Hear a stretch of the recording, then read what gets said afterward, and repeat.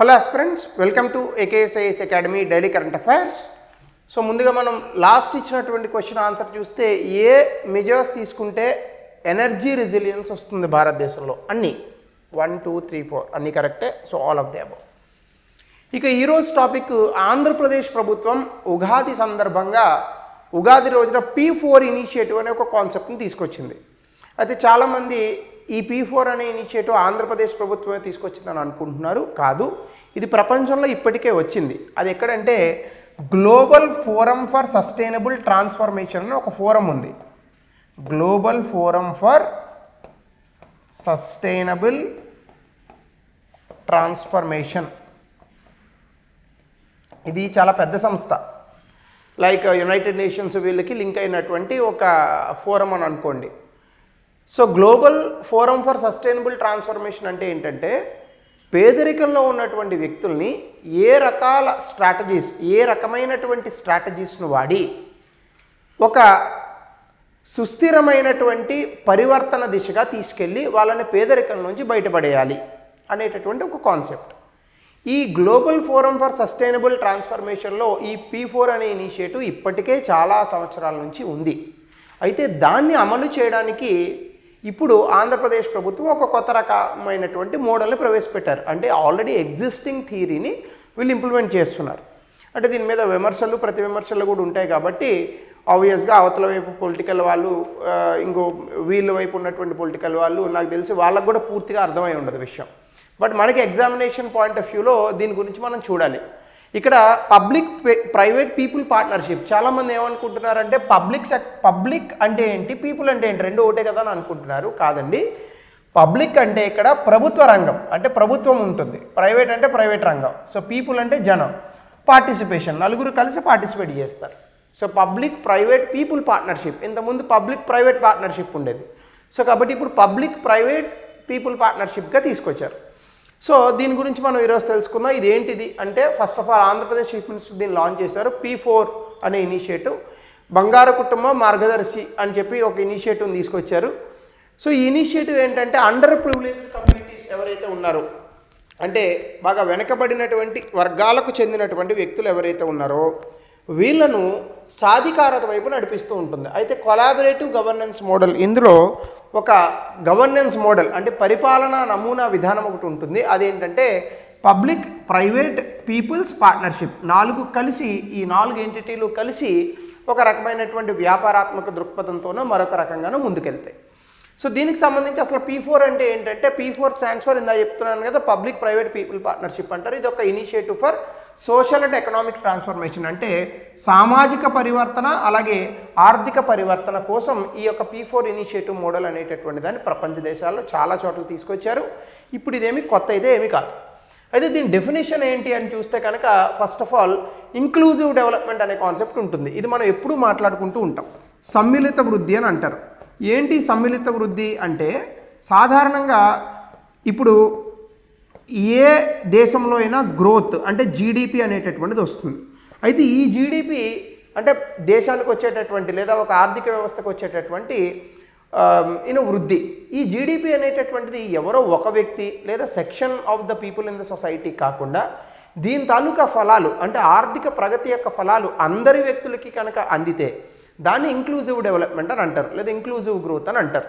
So అలాంటి inclusive development అంటే సమ్మిళిత అభివృద్ధిని ఇది అందిస్తుంది. అంటే P4 మోడల్ అనేటటువంటిది ఏం చెప్తుంది, మనం ట్రెడిషనల్గా గతంలో చేసినటువంటి PPP మోడల్లా కాకుండా ఇక్కడ జనాలను స్టేక్ హోల్డర్గా తీసుకుంటుంది. అంటే దానివల్ల మీకు ఏమవుతుంది, ఏదైనా ఒక విషయాన్ని, ఒక బిజినెస్ని ఏర్పాటు చేసినప్పుడు అందులో వ్యక్తులకి కూడా భాగస్వామ్యం అనేటటువంటిది వస్తుందన్నమాట. ఇటీవల కాలంలో సహకార ట్యాక్సీ అని ఒక మోడల్ వచ్చింది.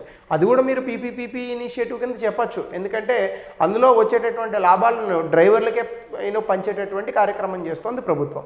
సో ఇక్కడ కూడా సోషియో ఎకనామిక్ గ్రోత్, సామాజిక ఆర్థిక ప్రగతి అనేటటువంటి దాంట్లో ప్రజలను భాగస్వామ్యం చేయడం ఈ P4 ఇనిషియేటివ్ యొక్క ముఖ్య ఉద్దేశం. 2, కమ్యూనిటీ సెంట్రిక్ అప్రోచ్. అంటే ఇది ఫస్ట్ ఆఫ్ ఆల్ చాలాసార్లు మీరు చూడండి, ప్రభుత్వం ఏ రకమైనటువంటి పథకాలు తీసుకొచ్చినా అక్కడ వ్యక్తిగతంగా వ్యక్తులకు ఉపయోగకరంగా ఉండేటట్టుగా చేస్తుంది. అయితే ఇక్కడ వ్యక్తిగతంగా కాకుండా కుటుంబ వ్యవస్థను తీర్చిదిద్దేలా, సో కుటుంబ వ్యవస్థను తీర్చిదిద్దేలా ఇక్కడ నిర్ణయాలు ఉంటాయి. అంటే ఇటు ప్రియారిటైజెస్ ఫ్యామిలీస్ అండ్ కమ్యూనిటీస్, అంటే ఒక కుటుంబం లేదా ఒక గ్రూప్ ఆఫ్ పీపుల్ వీళ్ళకు ఉపయోగపడేలాగా వీళ్ళు కార్యక్రమాలు అలాగే లేదా బిజినెస్లు కానీ మరొకటి కానీ తీసుకొస్తారు. కుటుంబాలు బాగుంటే ఊర్లు బాగుంటాయి, ఊర్లు బాగుంటే దేశం బాగుంటుంది, దేశాలు బాగుంటే ప్రపంచాలు బాగుంటాయి. కుటుంబాల్లోనే కదా ఇండివిజువల్ పీపుల్ నివసించేది. సో కాబట్టి కుటుంబాలను ఇక్కడ టార్గెట్ చేస్తారు. అంటే ఇటు prioritise families rather than individuals. చాలా గొప్ప అప్రోచ్ అది. సో దీనివల్ల ఆర్థికపరమైనటువంటి అవకాశాలు వస్తాయి, సామాజికంగా ఎంపవర్మెంట్, సోషల్ ఎంపవర్మెంట్ వస్తుంది, అలాగే ఎమోషనల్ వెల్బీయింగ్, మెంటల్ స్ట్రెస్ కూడా తగ్గుతుంది. మీరు ఎప్పుడైనా చూడండి, కుటుంబం అంతా కలిసి చేసేటటువంటి వ్యాపారంలో ఎప్పుడైనా ఎదుగుదల చాలా ఎక్కువగా ఉంటుంది. వ్యక్తిగతంగా చేసే వ్యాపారాల్లో చాలా హెడేక్స్ ఇవన్నీ ఉంటాయి. అదే మొత్తం కుటుంబం కలిసిపోయారనుకోండి, మొత్తం ఆ బిజినెస్లో వచ్చిన ఏ సమస్య అయినా కుటుంబ సమస్య వస్తుంది. కుటుంబంలో వచ్చినటువంటి ఏ సమస్య అయినా అందరూ కలిసి దాన్ని సాల్వ్ చేసేటటువంటి ప్రయత్నం చేస్తారు. అలాగే సస్టైనబుల్ అండ్ స్కేలబుల్, అంటే ఇది లాంగ్ టర్మ్ డెవలప్మెంట్కి సంబంధించి దీర్ఘకాలికంగా ఇది సస్టైనబుల్గా ఉంటుంది. ఎందుకంటే గవర్నమెంట్, ప్రైవేట్ సెక్టారు, సిటిజన్స్ ముగ్గురు కూడా కొలాబరేట్ అవుతారు. దీని కారణంగా రకరకాల ప్రాంతాల్లో దీన్ని అడాప్ట్ చేసుకోవచ్చు. అలాగే స్కేలబుల్, అంటే చాలా వరకు కూడా దేశం మొత్తం దీన్ని విస్తరించవచ్చు. అలాగే ట్రాన్స్ఫార్మేటివ్ ఇంపాక్ట్, అంటే పరివర్తన అనేటటువంటిది. దీని యొక్క ప్రభావం ఎలా ఉంటుంది? By addressing resource grab. మనం చూడండి, స్టార్టప్స్ అని అంటూ ఉంటాం మనం, అంకుర పరిశ్రమలు. చాలామందికి స్టార్టప్స్ ఐడియాస్ ఉంటాయండి, చాలామందికి ఉంటాయి స్టార్టప్ ఐడియాస్, కానీ గ్యాప్స్ ఉంటాయి. అంటే స్టార్టప్ ఐడియా ఉన్నప్పటికీ దాన్ని ఇంప్లిమెంట్ చేయడానికి కావాల్సిన డబ్బు ఉండదు. కొంతమందికి దాన్ని ఇంప్లిమెంట్ చేసి దాన్ని ముందుకు తీసుకెళ్ళాలి కాబట్టి జనాల్ని హైర్ చేసుకోవాలి. ఈ హైర్ చేసుకోవాలంటే టెక్నాలజికల్ గ్యాప్స్ కొన్ని ఉండొచ్చు. ఇలా రకరకాల వనరుల ఈ లభ్యత అనేటటువంటిది ఉండదు. ఈ రీసోర్స్ గ్యాప్స్ని ఫిల్ చేయడం ఈ P4 ఇనిషియేటివ్ యొక్క ముఖ్య ఉద్దేశం. అలాగే ఇంక్లూజివ్ పార్టిసిపేషన్, అంటే ప్రభుత్వము, ప్రైవేటు, వ్యక్తులు మొత్తం కలుస్తారు ఇక్కడ పౌరులతో సహా. సో P4 మోడల్ అనేటటువంటిది సామాజిక ఆర్థిక అభివృద్ధికి సంబంధించినటువంటి ఈ యొక్క స్ట్రాటజీస్ ఏవైతే ఉంటాయో, వ్యూహాలు, దీన్ని పూర్తి స్థాయిలో విప్లవాత్మకంగా మార్చగలిగేటటువంటి శక్తి ఉంది. ఇది ఒక్క ప్రాజెక్ట్ సక్సెస్ అయితే ఖచ్చితంగా దీన్ని దేశం అంతటా కూడా దీన్ని యాక్సెప్ట్ చేసేటటువంటి పరిస్థితులు వస్తాయి. కాబట్టి గవర్నమెంట్స్ ప్రాజెక్ట్స్ని ఇనిషియేట్ చేయడం మనం అందరం చూస్తాం. బట్ దాన్ని ఇనిషియేట్ చేసినటువంటి ప్రాజెక్ట్ని పూర్తి స్థాయిలో జనాల్లోకి తీసుకెళ్ళిన దాన్ని సక్సెస్ చేయాలి అంటే చాలా టైం పడుతుంది. బట్ లెట్ అస్ హోప్ ఇది సక్సెస్ఫుల్ అయ్యి దేశమంతటా కూడా ఇలాంటి ప్రాజెక్ట్స్, P4 ఇనిషియేటివ్ ప్రాజెక్ట్స్ రావాలని అనుకుందాం. అలాగే దీని తాలూకా ఎయిమ్ ఏంటంటే, ఫస్ట్ ఆఫ్ ఆల్ పేదరికాన్ని పూర్తి స్థాయిలో నిర్మూలించాలి. అలాగే economic and social status of the marginalised families, అంటే వెనకబడినటువంటి లేదా సొసైటీ నుంచి కొంచెం దూరంగా పెట్టినటువంటి కుటుంబాలు ఏవైతే ఉంటాయో వాళ్ళకి సామాజిక ఆర్థిక అభివృద్ధి అనేటటువంటి దాన్ని చేరువ చేయాలన్నది దీని యొక్క ముఖ్య ఉద్దేశం. సో దీనికి ఒక మోడల్ ఫ్యామిలీస్ కూడా తీసుకొస్తున్నారు. బంగారు కుటుంబం అనేటటువంటిది ఇది సింబల్ ఆఫ్ ట్రాన్స్ఫర్మేషన్, పరివర్తన అనేటటువంటి దానికి ఇది ఒక సింబల్గా నిలుస్తుందని చెప్తున్నారు. అలాగే ఈ P4 తాలూకా విజన్ ఇది ఆంధ్రప్రదేశ్ గవర్నమెంట్ చెప్పలేదు. ఈ P4 తాలూకా విజన్ ఈ global forum for sustainable development అనే ట్రాన్స్ఫర్మేషన్ అన్న వాళ్ళు చెప్పారు. ఇదేంటంటే హోలిస్టిక్ అండ్ ఇంక్లూజివ్ గ్రోత్, ఇది సుస్థిర అభివృద్ధి వైపు ప్రయాణించేటట్టుగా చేస్తుంది. అంటే దాని తాలూకా ఎయిమే సుస్థిర అభివృద్ధి. అలాగే it benefits all sections of society, అంటే సమాజంలో ఉన్నటువంటి ప్రతి సెక్షన్ ఆఫ్ సొసైటీకి కూడా ఇది హెల్ప్ అవుతుంది.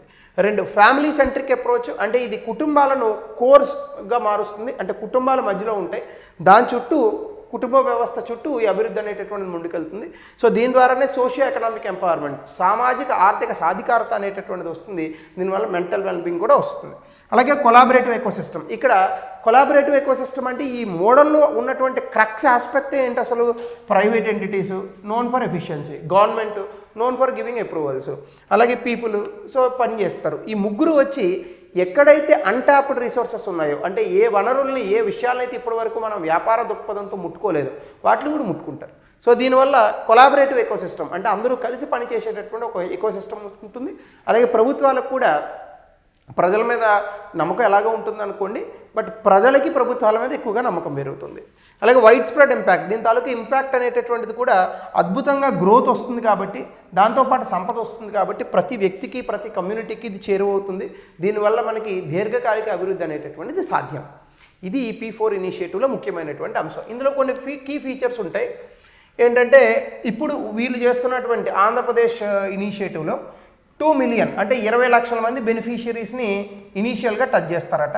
వాళ్ళకి కొన్ని ఎసెన్షియల్ సర్వీసెస్, కావాల్సినటువంటి కొన్ని సేవలను అందిస్తారు. Free gas cylinders, education support, women empowerment schemes ఇట్లాంటివి పెట్టి సో వీటి ద్వారా వాళ్ళని పేదరికం నుంచి బయటపడేసి వాళ్ళకి ఉపాధి అవకాశాలు కల్పించేటటువంటి ప్రయత్నం చేస్తారు. అలాగే సిగ్నిఫికెన్స్ ఏంటంటే first of all inclusive development. చెప్పాను కదా, అందరి అభివృద్ధిలో అందరినీ భాగస్వాములు చేస్తుంది. అభివృద్ధిలో అందరినీ భాగస్వాములు చేయడం అనేటటువంటి చాలా పెద్ద విషయం కదా. సో ఇంక్లూజివ్ డెవలప్మెంట్, దీనివల్ల సోషియో ఎకనామిక్ అప్లిఫ్ట్మెంట్ వస్తుంది. పోవర్టీ ఎరాడికేషన్ మోడల్ అంటే దీన్ని ఎప్పుడైతే ముందు వల్నరబుల్ కమ్యూనిటీస్ని మనం ఐడెంటిఫై చేసి వాళ్ళకి కావాల్సినటువంటి సేవలు అందిస్తామో ఫస్ట్ ఆఫ్ ఆల్ వాళ్ళ పేదరికం నుంచి బయటపడతారు. ఈ free gas, education, women welfare schemes already ఇస్తున్నవే. మరి ఏంటి కొత్తగా అంటే కొంచెం ప్రైవేట్ సెక్టర్ యాడ్ అవుతుంది కాబట్టి ఇంకా ఎఫిషియెంట్గా ముందు తీసుకెళ్ళబోతాం. అలాగే గవర్నెన్స్ ఇన్నోవేషన్, దీంతోపాటు పీపీపీపీ అనే మోడల్ ఏదైతే ఉందో దీన్ని కొలాబరేటివ్ గవర్నెన్స్ అప్రోచ్ని ప్రమోట్ చేస్తుంది. దీనివల్ల ప్రజలు ప్రభుత్వము కలిసి పనిచేసేటటువంటి పరిస్థితులు వస్తాయి. అలాగే వెల్ఫేర్ బ్లూ ప్రింట్కి replicable at a state level case study for participatory welfare policy implementation useful for other states and national schemes. అంటే ఒక రాష్ట్రంలో కనుక ఇది సక్సెస్ అయితే జాతీయ స్థాయిలో దీన్ని తీసుకెళ్తారు. అలాగే మిగతా రాష్ట్రాలు కూడా దీన్ని ఆచరించేటటువంటి అవకాశం ఉంటుంది. సార్ ఇలా జరుగుతుందా? ఎందుకు జరగదు? ఆరోగ్యశ్రీని చూసి మా ఆయుష్మాన్ భారత్ పెట్టలే, అలాగే ఇక్కడ రైతు భరోసాని చూసి మిగతా రాష్ట్రాలన్నీ పెట్టట్లే, ప్రధానమంత్రి కిసాన్ సమ్మాన్ నిధి రాలేదు, సేమ్ అట్లాగనే. సో ఇవి దీని తాలూకా సిగ్నిఫికెన్స్. ఇంప్లిమెంటేషన్ చూస్తే మనం global forum for sustainable transformation వాళ్ళు చెప్పిన దాని ప్రకారం టెక్నాలజీ డ్రివెన్ అప్రోచ్ అంటే ఆర్టిఫిషియల్ ఇంటెలిజెన్స్, డిజిటల్ ప్లాట్ఫామ్స్ని వాడతారు. ఇక్కడ ముందుగా అసెస్మెంట్స్ చేస్తారు, దాని ద్వారా వచ్చినటువంటి డేటా కంక్లూజన్స్తో ఇంప్లిమెంటేషన్ చేస్తారు. అలాగే family centric assessment, artificial intelligence వ్యక్తుల్ని కాకుండా ఇక్కడ ఫ్యామిలీస్ని అనలైజ్ చేస్తుంది అనమాట. సో సోషియో ఎకనామిక్ గ్యాప్ అంటే ఇక్కడ వ్యక్తికి సంబంధించి పేదరికం కాదు, కుటుంబానికి సంబంధించి పేదరికాన్ని అంచనా వేస్తారు. It's a good thing. అలాగే స్టేక్ హోల్డర్ కొలాబరేషన్లో ప్రైవేట్ ఎంటిటీస్ని కూడా తీసుకొస్తారు. గవర్నమెంట్ అలాగా ఉంటుంది కాబట్టి యాక్టివ్ పార్టిసిపేషన్ పెరుగుతుంది ఫ్రమ్ ద పీపుల్ ఆల్సో. అలాగే ఇంపాక్ట్ మెజర్మెంట్ చూస్తే టెక్నాలజీని వాడతాం కాబట్టి ప్రోగ్రెస్ని ఈజీగా ట్రాక్ చేయొచ్చు, అలాగే అవుట్కమ్స్ని కూడా మెజర్ చేయొచ్చు. దాంతోపాటు ఎఫెక్టివ్నెస్ ఏదైతే ఉంటుందో అంటే చాలా సమర్థవంతంగా ఈ మోడల్స్ని తీసుకెళ్ళచ్చు. మీరు గతంలో ఆలోచించండి, 1947, 60 ఈ ప్రాంతాల్లో పేదరికంలో ఉన్నటువంటి వ్యక్తులను ఆడుకోవాలంటే ప్రభుత్వానికి ఒకే ఒక మార్గం ఉండేది. ఫస్ట్ పేదరికాన్ని అంచనా వేయాలి, పేదవాళ్ళు ఎవరు ఉన్నారో గుర్తించాలి, వాళ్ళకి తెల్ల రేషన్ కార్డులు ఇవ్వాలి, దాని నుంచి సంక్షేమ పథకాలు అందించాలి. ఇప్పుడు కూడా ఇదే కదా ప్రాసెస్. కానీ ఇప్పుడు ఏం చేస్తున్నాం మనము, ఆ ఐడెంటిఫై చేసినటువంటి వ్యక్తులకి ఒక్క చిన్న క్లిక్ ఆఫ్ ద బటన్తో చాలా సబ్సిడీలు అందిస్తున్నాం. అలాగే డైరెక్ట్ క్యాష్ బెనిఫిట్ ట్రాన్స్ఫర్లు చేస్తున్నాం. అలాగే బ్యాంక్ అకౌంట్స్ని ఆధార్ కార్డ్స్తో లింక్ చేసి వాళ్ళకి కావాల్సినటువంటి ఇతరత్ర సదుపాయాలు అందిస్తున్నాం. నా టెక్నాలజీ ఈజ్ ఎవ్రీవేర్. దీన్ని మనం బెటర్ అడ్వాంటేజ్ కోసం కనుక వాడుకుంటే సో డెఫినెట్గా that will be more useful. అలాగే దీనికి సంబంధించి ఒక క్వశ్చన్ ఇచ్చాను, ఆన్సర్ని దయచేసి కమెంట్ సెక్షన్లో తెలపండి. అలాగే వ్యక్తీకరించిన అంచనాలు మరియు వాటాదారుల సహకారం ద్వారా సామాజిక ఆర్థిక అభివృద్ధిని మెరుగుపరచడానికి P4 మోడల్ AI మరియు డిజిటల్ ప్లాట్ఫామ్ని ఎలా ఉపయోగిస్తుంది? 200 పదాల్లో రాయండి. Expected question for mains. So ఇది P4 ఇనిషియేటివ్ ఫర్ ఆంధ్రప్రదేశ్. మరొక కొత్త టాపిక్తో మనం యథావిధిగా రేపు కలుద్దాం. Thank you.